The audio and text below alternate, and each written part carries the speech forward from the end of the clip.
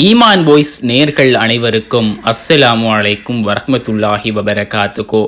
எமக்கு தெரிந்த ஒன்றை பிறருக்கும் கற்றுக் கொடுத்து அவர்கள் அதனூடாக பயனடைவதன் மூலம் அல்லாஹ் தஆலா கற்றுக் கொடுத்தவரின் அந்தஸ்தை உயர்த்துகின்றான்.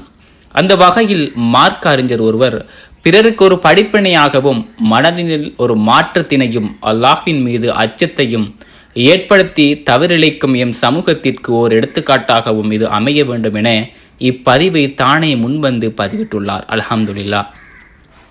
மார்க்க அறிஞர் ஒருவர் கபரில் எவ்வாறு அடக்கம் செய்யப்படும் மற்றும் கேள்வி கணக்குகள் எவ்வாறு கேட்கப்படும் என்று சுவர்க்கவாதி மற்றும் நரகவாதிகளுக்கு கிடைக்கும் அந்தஸ்தையும் மற்றும் தண்டனையும் அவர் இப்பதிவினூடாக எமது சமூகத்திற்கு ஓர் எடுத்துக்காட்டாகவும் இதனை பதிவிட்டுள்ளார். அல்லாஹு அக்பர்.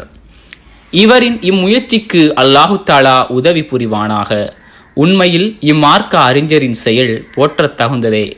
வெறுமென ஒரு காணொளியாக மட்டும் இப்பதிவினை பார்வையிடாமல் எமக்கும் இந்நிகழ்வு நிச்சயமாக நடந்தே தீரும் என்ற அல்லாஹ்வின் அச்சத்துடன் இதனை ஒரு படிப்பினையாக கொண்டு நாம் அனைவரும் மனதளவிலும் செயல்பாட்டு அளவிலும் மாற்றத்தை கொண்டுவர முயற்சிக்க வேண்டும்.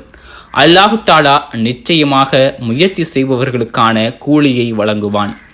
தவறிலிருந்து திரும்பி பாவ மன்னிப்பு தேடுபவர்களையும் அல்லாஹு தஆலா நேசிக்கின்றான். எனவே நாம் அனைவரும் இக்காணொளியை படிப்பினையாக கொண்டு தவறிலிருந்து விலகி இம்மையை விட்டு மறுமைக்காக வாழ்பவர்களாக மாறுவோம். இதனூடாக அல்லாஹ் எமது மறுமை மற்றும் கபர் வாழ்க்கையை சிறப்பாக்கி தருவானாக. ஆமீன். இது போன்ற நல்ல விடயங்களை அறிந்து கொள்ள நம்முடன் இணைந்து கொள்ளுங்கள். அஸ்ஸலாமு அலைக்கும் வரஹ்மத்துல்லாஹி வபரகாத்துஹு.